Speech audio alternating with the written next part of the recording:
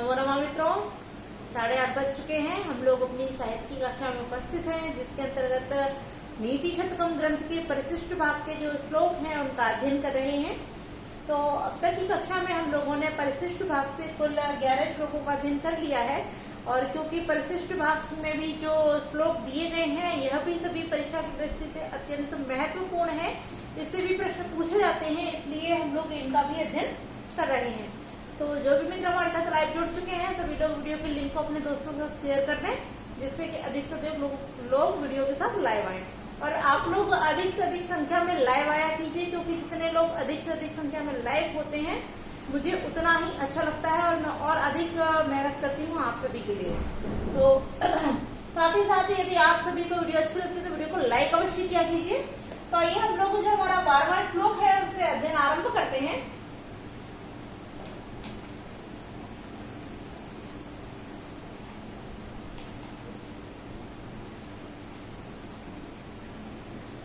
तो चलिए हम लोग अपना अध्ययन आरंभ करते हैं। पहला जो हमारा श्लोक है 12वां, आइए पहले वाचन करते हैं फिर इसके अर्थ को जानते हैं। कि तानि इंद्रियाणि विकलानि तदेव नाम या बुद्धि अप्रतिहता वचनम तदेव अर्थोष्पणा विरहित पुरुषः स एव त्वन्य क्षणेन भवति इति विचित्रमेतत्। अब इस श्लोक में भर्तृहरि जी कहते हैं कि अर्थात इस श्लोक के माध्यम से भर्तृहरि जी धन की महत्ता का वर्णन करते हैं कि किस प्रकार से धन आने से वही व्यक्ति एक क्षण में किस प्रकार से बदल जाता है, और जब धन नहीं होता तब उसका व्यवहार कैसा होता है, और धन के आ जाने पर उसका व्यवहार किस प्रकार से परिवर्तित हो जाता है। तो आइए जानते हैं अर्थ को। कि तानि इंद्रियाणि, तानि माने वे ही है, इंद्रियाणि माने इंद्रियां, अविकलानि, जब हम इसको संधि विच्छेद करेंगे तो इंद्रियाणि अविकलानि हो जाएगा। तो अविकलानि अर्थात दोषों से रहित, कि दोषों से रहित वही इंद्रियां है। और आगे कहते हैं तत् माने वह, एव माने ही, कि वही, नाम माने नाम है और वही नाम है। या बुद्धि अप्रतिहता, जब रा को विसर्ग करेंगे तो रा से आ निकलेगा तो हो जाएगा अप्रतिहता। और वही अप्रतिहता माने अप्रतिहता तात्पर्य कि जो पूर्ववत और सक्षम, यानी कि वैसे ही अप्रतिहत, जिसका नाश नहीं हुआ, अप्रतिहत अर्थात जिसका नाश नहीं हुआ, जैसी पहले थी पूर्व के समान वैसे ही सक्षम बुद्धि, उसी प्रकार से बुद्धि है। वचनम तदेव, तत् माने वह, एव माने ही, वही क्या है, वचनम, वही वचन है। आगे कहते हैं कि अर्थ ऊष्मणा, अर्थोष्मणा लिखा हुआ है, आज हम संधि विच्छेद करेंगे तो अर्थ ऊष्मणा हो जाएगा। कि अर्थ माने धन और ऊष्म माने गर्मी, कि अर्थ ऊष्मणा अर्थात धन की गर्मी से विरहित माने रहित, पुरुष माने पुरुष, स एव वह ही है, और धन की ऊष्मा से रहित वही पुरुष है। आगे कहते हैं कि तू अन्य क्षणेन, तू माने किंतु, अन्य माने दूसरे ही, क्षणेन माने क्षण में, भवति माने बदल जाता है या हो जाता है, अर्थात किंतु क्षणेन माने क्षण भर में, अन्य माने दूसरा, भवति माने हो जाता है, इति यह विचित्रम एतत्, इति एतत् यही, विचित्रम माने अद्भुत है। पुनः देखते हैं, कहते हैं कि मनुष्य वही होता है, ठीक है, वही मनुष्य है। यहाँ से लेते हैं, पुरुषः स एव, वह ही, स माने वह, एव माने ही, कि वह ही, पुरुष माने पुरुष है, कि वही पुरुष है। तानि इंद्रियाणि अविकलानि, अर्थात दोष से रहित वही उसकी इंद्रियां है। तदेव नाम, वही नाम है उसका। या बुद्धि अप्रतिहता, अर्थात जो पूर्व के समान सक्षम वही उसकी बुद्धि है। वचनम तदेव, और वचन भी उसके वही हैं। तो किंतु अर्थ ऊष्मणा, अर्थात धन की ऊष्मा से विरहित माने रहित होते ही, तू क्षणेन अन्यः, वह जो पुरुष है, पुरुषः स एव, वही पुरुष, क्षणेन, क्षण भर में या क्षण भर के द्वारा, अन्यः दूसरा ही भवति माने हो जाता है, दूसरा ही हो जाता है। अर्थात जैसे ही उसके पास से धन जब चला जाता है तब उसका व्यवहार परिवर्तित हो जाता है, और जब उसके पास धन आ जाता है तब उसका व्यवहार तब भी उससे भिन्न हो जाता है।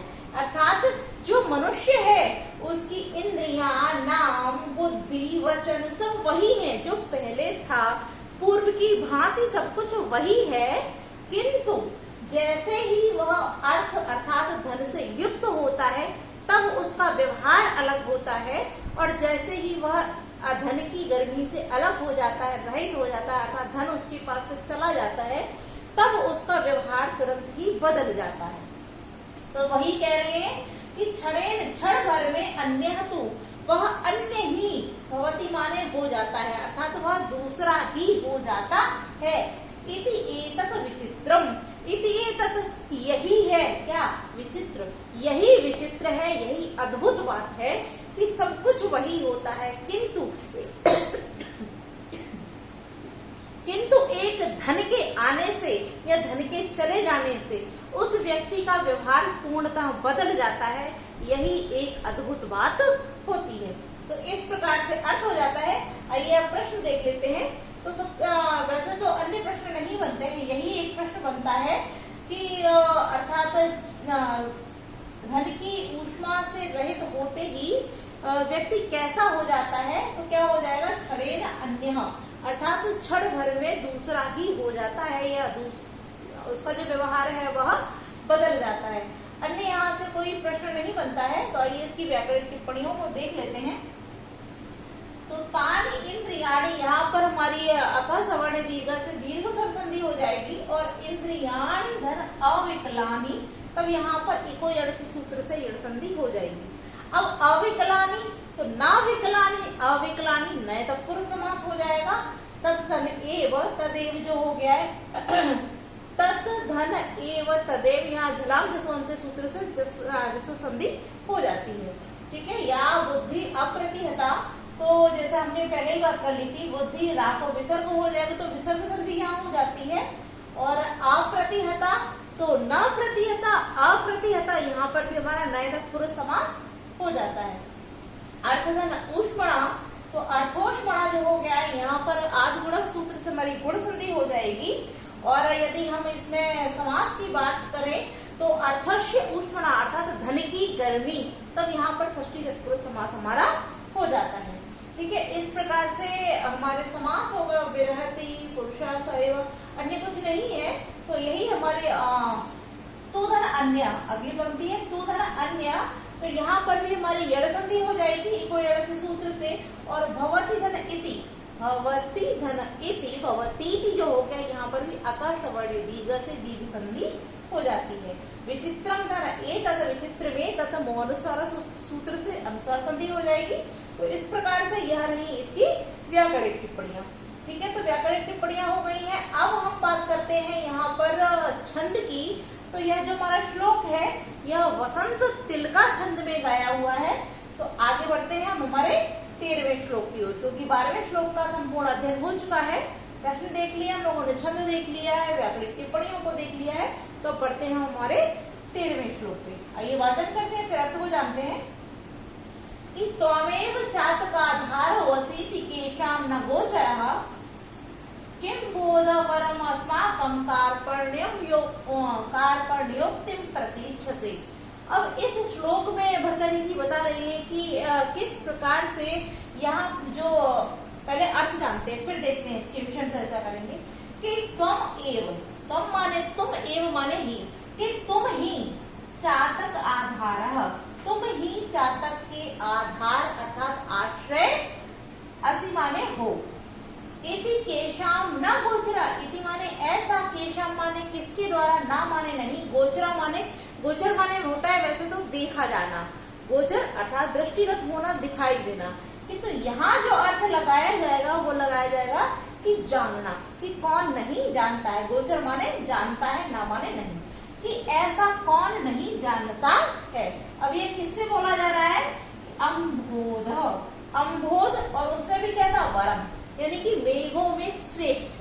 कौन बोल रहा है, तो जैसा कि इस शब्द से ही आप देख रहे हैं चातक, कि एक चातक जो है वह किस प्रकार से मेघ से कह रहा है कि हे अम्भोधवरम अर्थात मेघों में श्रेष्ठ या श्रेष्ठ मेघराज, तुम ही चातक के आश्रय आधार अर्थात आश्रय हो, ऐसी माने हो, इति केशाम न गोचरा है, ऐसा संपूर्ण विश्व में या दुनिया में कौन नहीं जानता है। केशाम माने कौन, न माने नहीं, गोचरा माने जानता है। वैसे हमने बता दिया गोचरा माने होता दृष्टिगत होना, दिखाई देना, किंतु यहाँ जो अर्थ दिया है वह जानने से। ठीक है, आगे कह रहे हैं कि अस्माकम हमारे अर्थात हमारे द्वारा कार्पण्य उक्तिम अर्थात कृपणता की उक्ति की, किम माने क्यों, प्रतीक्षा से माने प्रतीक्षा कर रहे हो। अब यहाँ अर्थ देखते हैं। यहाँ अर्थ तो वैसे हम लोगों ने समझ लिया। यहाँ जो चातक है वह कह रहा है कि हे श्रेष्ठ मेघ, तुम ही हम चातकों का आधार अर्थात आश्रय हो, क्योंकि सभी जानते हैं कि जो चातक होता है, पपीहा होता है, वह किसी भी अन्य जल से अपनी प्यास को नहीं बुझाता है। वह केवल मेघ की वर्षा की बूंदों को पीकर ही अपनी प्यास बुझाता है। आप उसे किसी तालाब में ले जाइए, किसी कटोरी में पानी दे देना या किसी भी जगह आप उसको जल दीजिएगा, किंतु वह जल को नहीं पिएगा। वह उसी जल को पीता है जो मेघों द्वारा बरसाया जाता है, अर्थात मेघ के जल वर्षा की बूंदों से ही अपनी प्यास को बुझाता है। तो वही कहा गया है कि हे वर अम्बोध अर्थात श्रेष्ठ मेघराज, तुम ही हम चातकों का आश्रय हो, ऐसा कौन नहीं जानता है। फिर हम सबसे अस्माकम हमारे कार्पण्य उक्तिम अर्थात दीनता भरे उक्तिम माने वचनों की, किम माने क्यों, प्रतीक्षा से माने प्रतीक्षा कर रहे हो, कि जब तुम जानते हो कि तुम्हारे जल से ही हमारी प्यास बुझेगी, फिर तुम हमारे दीन वचनों की प्रतीक्षा क्यों कर रहे हो, अर्थात जल को क्यों नहीं बरसा रहे हो। ठीक है, तो इस प्रकार से यहाँ हमारी अर्थ हो जाता है। अब यदि हम प्रश्नों की बात करें तो प्रश्नों के अन्य प्रश्न नहीं बनेंगे, एक दो ही प्रश्न हमारे हो सकते हैं। जैसे कि चातकों का आधार कौन होता है अर्थात आश्रय कौन होता है, तो अम्बोध, या फिर अर्थात अम्बोध जो है उनका जो उनसे जो आश्रित होते हैं वह कौन होते हैं, तो चातका। इस प्रकार से ही हमारा एक ही प्रश्न बनता है, अन्य प्रश्न नहीं बन रहे हैं। तो आइए अब देखते हैं इसकी व्याकरणिक टिप्पणियों को। तो सबसे पहले हमारा लिखा हुआ त्वमेव, त्वम धन एव, त्वमेव वो अनुस्वार सूत्र से अनुस्वार संधि हो जाती है। उसके बाद में हम देखते हैं चातकाधारः, तो चातकस्य आधारः चातकाधारः। इस प्रकार से यहाँ षष्ठी तत्पुरुष समास हो जाता है।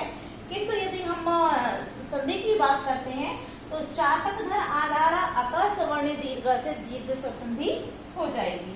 फिर चातका आधारो, तो जैसा कि आप देख रहे हैं ओ की मात्रा है, इसको विसर्ग आदेशित होगा, तो यहाँ पर आधारः धन अशी, तब यहाँ पर हमारी विसर्ग संधि हो जाएगी। और असी धन एति अशीति जो हो गया है, यहाँ पर भी दीर्घ संधि हमारी हो जाती है। ठीक है, आगे हम देखते हैं हमारा जो लिखा हुआ है किम अम्बोधः, तो यहाँ पर भी हमारी अनुस्वार संधि ही होगी। और अम्बोध शब्द की हम निष्पत्ति देख लेते हैं, तो अम्भस के साथ में हम अम्भस के साथ दा और दा के साथ जब का प्रत्यय का विधान करते हैं तो अम्बोध शब्द हमारा निष्पन्न हो जाता है। अब यदि हम बात करते हैं अम्बोध वरम, यहाँ तक लेते हैं अम्बोध वरम तक, तब यदि हम इसमें बात करते हैं हमारा अम्बोध वरम, तो अम्बोध वरम में यदि हम समास की बात करते हैं तो जैसे कि अम्बोध अर्थात मेघों में श्रेष्ठ, तो मेघों में श्रेष्ठता बताए जाने के कारण यहाँ अम्बोध वरम शब्द में हमारा षष्ठी तत्पुरुष समास सप्तमी तत्पुरुष समास हो जाता है। अम्बोध वरम धन अस्माकम दीर्घ संधि हो जाएगी। और कार्पण्य धन उक्तिम, तब यहाँ पर हमारी जो संधि है वह उक्तिम, तो कार्पण्य धन उक्तिम आदि गुणा सूत्र से गुण संधि हो जाती है। ठीक है, अब कार्पण्य शब्द की निष्पत्ति भी देख लेते हैं। तो कृपण शब्द के बाद साथ कृपण शब्द के साथ जब हम शय प्रत्यय का विधान करते हैं, शय प्रत्यय का, तब हमारा कृपण शब्द निष्पन्न हो जाता है। अब उक्तिम की भी देख लेते हैं। तो उक्तिम में वच धन कितिन, वच धातु के साथ जब हम कितिन प्रत्यय का विधान करेंगे तो हमारा उक्तिम शब्द निष्पन्न हो जाएगा। ठीक है, तो इस प्रकार से श्लोक का अर्थ हो जाता है। अब छंद की भी बात कर लेते हैं। तो इस श्लोक में जो छंद है वह अनुष्टुप छंद है। तो इस प्रकार से हमारा जो 13वां श्लोक है यह भी संपूर्ण होता है। और ये बढ़ते हमारे 14वें श्लोक की ओर। वाचन करते हैं, फिर अर्थ जानेंगे। तो आप सभी मेरे साथ दोहरा लीजिए। रे रे चातक सावधान मनसा मित्र क्षणं श्रूयताम् अम्बोदः बहवो वसन्ति गगने सर्वेऽपि नैतादृशा केचिद् वृष्टिभिराद्रयन्ति वसुधां गर्जन्ति केचिद् वृथा यं यं पश्यसि तस्य तस्य पुरतो मा ब्रूहि दीनं वचः। अब यहाँ जो हमारी अंतिम पंक्ति है 14वें श्लोक की, यम यम पश्यसि तस्य तस्य पुरतो मा ब्रूहि दीनं वचः, ये अत्यंत ही महत्वपूर्ण श्रुति है। इसको अंडरलाइन करके रखिए, नोट करके रखिए। और यह एक दो परीक्षाओं में पूछी भी गई है और आगे भी पूछी जा सकती है, इसलिए आप सभी इसको ध्यान देकर जानिए। तो आइए सबसे पहले अर्थ जानते हैं। अब वैसे इस श्लोक के माध्यम से भर्तृहरि जी कहना चाहते हैं कि अर्थात प्रत्येक मनुष्य के, यहाँ चातक को आधार बनाते हुए भर्तृहरि जी हम सभी व्यक्तियों को कह रहे हैं कि ये मनुष्य, वैसे तो यहाँ चातक को बोला गया है, चातक को आधार करके कहा जा रहा है, किंतु कहने का अर्थ उद्देश्य यही है कि प्रत्येक मनुष्य के सामने हम लोगों को दीनता भरे वचनों को नहीं कहना चाहिए। तात्पर्य अपनी दीनता या मान लो किसी भी व्यक्ति के प्रति हम लोगों को याचक बन के नहीं मांगना चाहिए या याचक बन के किसी भी बात को नहीं कहनी चाहिए। जो देने में सक्षम है और जो श्रेष्ठ जन है उसी के समक्ष अपनी दीनता का कहना चाहिए, जिससे कि वहां से हमारी दीनता का निदान हो सके, हमारी समस्या का समाधान हो सके। सभी व्यक्तियों के प्रति अपनी दीनता, अपनी परेशानी को व्यक्त नहीं करना चाहिए। तो जानते हैं, देखिए किस प्रकार से कितने अच्छे शब्दों में भर्तृहरि जी कह रहे हैं कि रे रे चातक मित्र। अब यहाँ से मित्र ले लेंगे कि रे माने अरे, मित्र चातक। अब यहाँ कह रहे हैं कि हे या अरे मित्र चातक या पपीहा सावधान मनसा, सावधान मन से क्षणम श्रूयताम, यहाँ से मां पहुंच जाए, क्षणम श्रूयताम, क्षण भर, क्षणम माने क्षण भर, श्रूयताम माने सुनो, कि हे मित्र चातक या अरे मित्र चातक सावधान मन से क्षण भर मेरी बात को श्रूयताम माने सुनो। तो अब यहाँ बात तो लिखा नहीं है, किंतु जब क्षण भर सुनो तो किसको सुनो? कहने का अर्थ है कि मैं जो कह रहा हूँ उसको क्षण भर सुनो। कि अरे चातक, अरे मित्र चातक सावधान मन से क्षण भर मेरी बात को श्रूयताम माने सुनो। आगे कहते हैं कि गगने, गगने माने आकाश में, वह अनेक अम्भोदः बादल या मेघ वसंती माने रहते हैं या स्थिर हैं। कि आकाश में अनेक, बहुत वैभव माने बहुत सारे मेघ स्थिर रहते हैं। आगे कहे सर्वेपि, किंतु सर्वेपि सभी, उनमें से सभी, न एतादृशा एक जैसे नहीं है, अर्थात न माने नहीं है, एतादृशा माने ऐसे, ऐसे नहीं है। तो कैसे नहीं है? कि दयालु स्वभाव के नहीं है, करुणामय स्वभाव के नहीं है।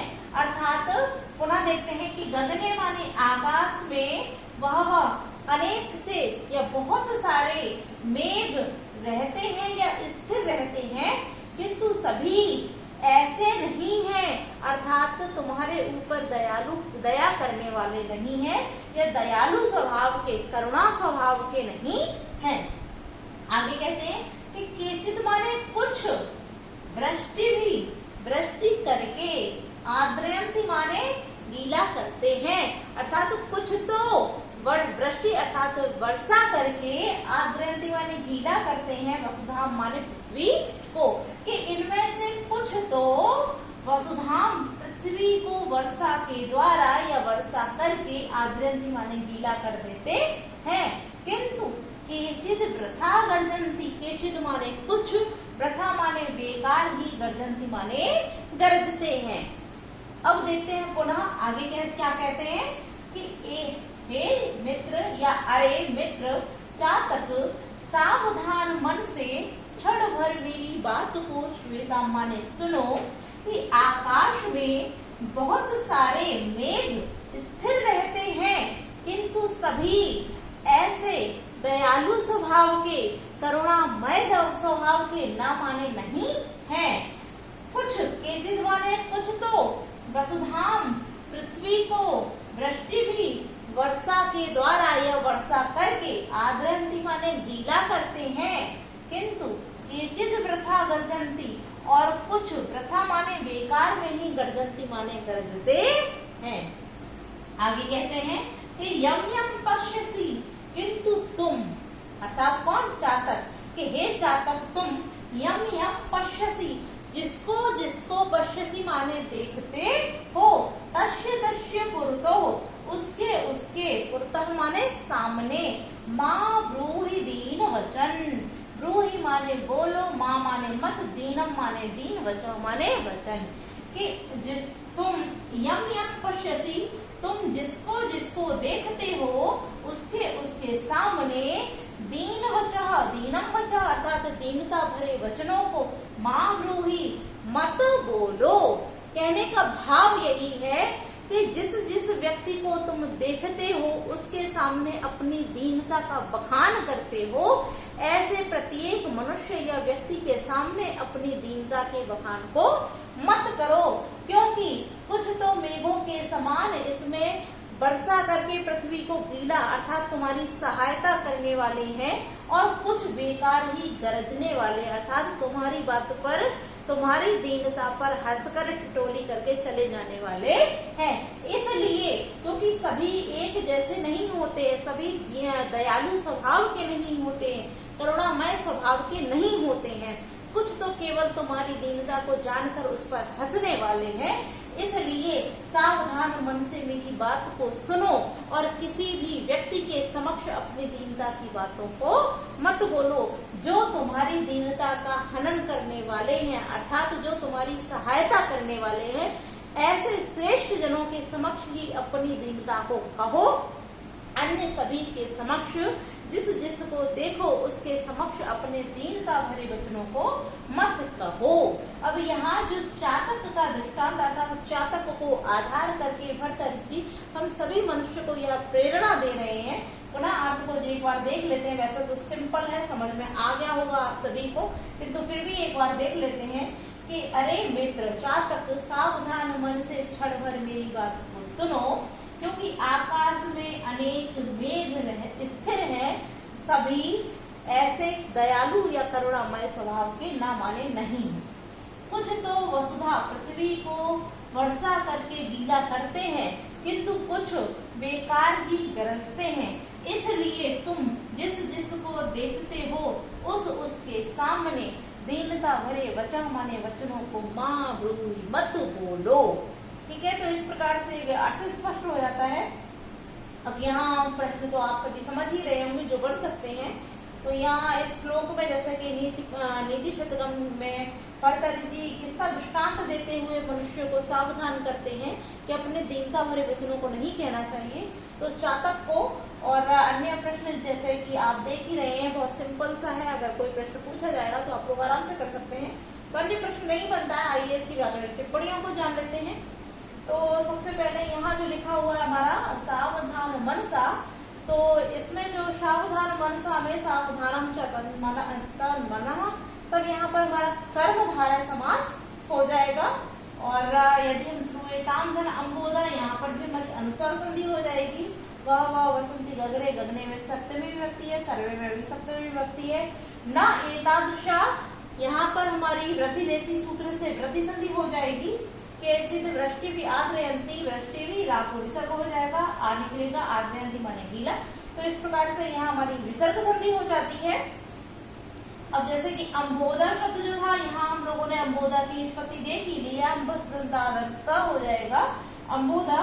अब वसुधा को भी देख लेते हैं, तो इसमें भी वसु धनधा धनका प्रत्यय से यहाँ हमारा वसुधा शब्द निष्पन्न हो जाता है।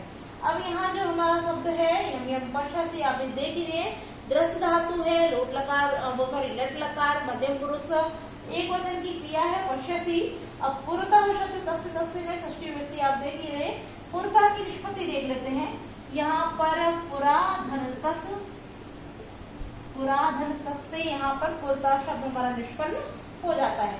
ब्रूही शब्द की बात करें तो लोट लकार मध्य पुरुष एक वचन की क्रिया है ब्रूही, मतलब मत बोलो। इस प्रकार से हमारा यहाँ श्लोक समाप्त होता है। छंद की भी बात कर लेते हैं, इस श्लोक में भी शार्दूल विक्रीडित छंद ही प्रस्तुत किया गया है। तो आइए अब पढ़ते हैं हमारे 15वें श्लोक की ओर, वाचन करते हैं फिर अर्थ जानते हैं कि किम तेन हेम गिरिणा रजतांद्रिणा वा यत्राश्रिताश्च तरवस्तरवस्त एव मन्यामहे मलयमेव यदाश्रयेण कंकोलनिम्बकुटजा अपि चंदनाश्यु। अब इस श्लोक के माध्यम से भर्तहरि जी यह समझाना चाहते हैं कि जो श्रेष्ठ जनों के आश्रय प्राप्त करते हैं, ऐसे अर्थात श्रेष्ठ जनों के आश्रय से जिस व्यक्ति में गुण नहीं है वह भी गुणों से युक्त हो जाता है। इसलिए हम लोगों को सदैव ऐसे व्यक्ति का ही आश्रय लेना चाहिए जो गुणवान हो और गुणों से युक्त हो। तो आइए अर्थ जानते हैं। देखिए यहाँ कितना अच्छा दृष्टांत देते हुए भर्तहरि जी कहते हैं कि किम माने क्या, क्या प्रयोजन अर्थात क्या लाभ, तेन माने उस हिमगिरिणा हिमगिरी का। अब यहाँ हिमगिरी तो है लेकिन कैसा हिमगिरी दिया है, तो स्वर्ण निर्मित अर्थात सुमेरु पर्वत। तो यहाँ जो हिमगिरी गिरिणा अर्थात हिमगिरी से तात्पर्य यहाँ सुमेरु पर्वत जो कि स्वर्ण से निर्मित है। और आगे कह रहे हैं रजत आद्रिणा, रजत आद्रिणा, रजत माने चांदी वाला, आद्रिणा माने हो गया पर्वत, ये चांदी का पर्वत अर्थात कैलाश पर्वत। तो यह दोनों नाम आप याद रखेंगे, हिमगिरिणा माने स्वर्ण निर्मित सुमेरु पर्वत और रजत आद्रिणा यानी कि चांदी वाला कैलाश पर्वत।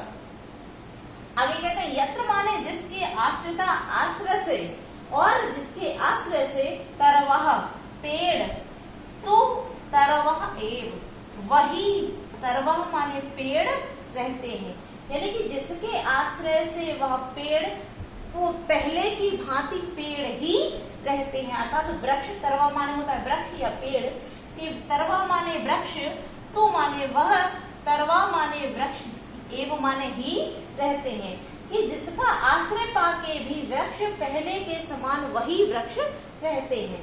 आगे कहते हैं कि मन्यामहे हम तो अर्थात मानेंगे, मलयमेव जो मलय पर्वत है, मलयम एव उस मलय पर्वत को ही हम तो मन्यामहे मानेंगे। कैसा? श्रेष्ठ मानेंगे। यदाश्रयण, यत आश्रयण, यत माने जिसका, आश्रयण माने आश्रय पाकर, कि हम तो इस मलय पर्वत को ही मन्यामहे माने श्रेष्ठ मानेंगे। यत माने जिसका, आश्रयण माने आश्रय पाकर, कंकोल निम्ब कुटजा, कंकोल और निम्ब माने नीम, कुटज अपि माने भी, चंदना शिव चंदन हो जाते हैं। कि जिस मलय पर्वत का आश्रय पा करके, यहाँ विसर्ग है, सॉरी चंदना पर विसर्ग छूट गई है, इसको लगा लेते हैं, चंदना शिव। तो पुनः देख लीजिए, किम माने क्या प्रयोजन, तेन माने उस, हिमगिरिणा यानी कि स्वर्ण से निर्मित सुमेरु पर्वत। ऐसा माना जाता है कि जो सुमेरु पर्वत है वह स्वर्णमयी है, अर्थात सोने जैसा है, और जो कैलाश पर्वत होता है वो हमेशा बर्फ से आच्छादित रहता है, श्वेत होता है, इसलिए रजत आद्रिणा अर्थात उसको चांदी वाला पर्वत माना जाता है, अर्थात कैलाश पर्वत को चांदी वाला पर्वत माना जाता है। तो कि क्या प्रयोजन या क्या लाभ है ऐसे सुमेरु, स्वर्ण निर्मित सुमेरु पर्वत से अथवा रजत निर्मित जो कैलाश पर्वत है, ऐसे कैलाश और सुमेरु पर्वत से क्या लाभ या क्या प्रयोजन, जिसका आश्रय पाकर भी जो वृक्ष थे वह पहले की भांति वृक्ष ही है, अर्थात उनको कोई भी उनमें कोई भी वृद्धि नहीं हुई है। ऐसे सुमेरु और रजत अर्थात कैलाश और सुमेरु पर्वत का क्या लाभ। हम तो मलय में जो मलय पर्वत है, इस मलय पर्वत को ही हम सब श्रेष्ठ मानेंगे, मन्यामही मानेंगे। यत माने जिसका आश्रय माने आश्रय पाकर कंकोल, नीम और कुटज भी चंदन ही हो जाते हैं। क्योंकि ऐसा माना जाता है, माना क्या जाता है, ऐसा है कि जो मलय पर्वत है यह चंदन अर्थात इस पर चंदन के वृक्ष ही अधिक है। तो चंदन के वृक्षों के कारण यहाँ जो कंकोल, नीम और कुटज के वृक्ष होते हैं, यह सब भी चंदन के साथ रहते अर्थात यह वृक्ष भी सभी चंदनों के साथ होने के कारण यह सभी वृक्ष भी शीतल और निर्मल सुगंधित हो जाते हैं। इस कारण कंकोल, निम्ब, कुटज भी चंदन हो जाते हैं। इस कारण से हम तो इस मलय पर्वत को ही श्रेष्ठ मानेंगे। तो इस प्रकार से इसका अर्थ हो जाता है। अब हम प्रश्नों को देख लेते हैं। तो यहाँ पहला प्रश्न हमारा यह बनेगा कि अर्थात सबसे पहले तो आप लोग इनके नाम अवश्य याद रखेंगे। यहाँ हिमगिरिना, सुमेरु पर्वत, रजतांगड़ा अर्थात कैलाश पर्वत। तो कि जिसका आश्रय पाकर भी वृक्ष ही रहते हैं, वह कौन कौन से पर्वत हैं? तो हिमगिरिना और रजतांगड़ा। ठीक है। और अगला प्रश्न हमारा यह बन जाता है कि किसका आश्रय पाकर कंकोल, निम्ब, कुटज, चंदन हो जाते हैं, तब हो जाएगा मलय में। ठीक है। तो इस प्रकार से हमारे यहाँ प्रश्न बन जाते हैं। तो आइए अब देखते हैं हम इसकी व्याकरणिक टिप्पणियों को। तो ये व्याकरणिक टिप्पणियां देख लेते हैं। तो वैसे तो ज्यादा नहीं है। हिमगिरिना, रजतांगड़ा, यत्र आश्रिता। तो यहाँ देखिए यत्र धन आश्रिता, दीर्घ स्वर संधि और आश्रिता शब्द की हम निष्पत्ति देख लेते हैं। इसमें आ उपसर्ग है, श्री धातु है और कित प्रत्यय के विधान से यहाँ आश्रित शब्द बनता है।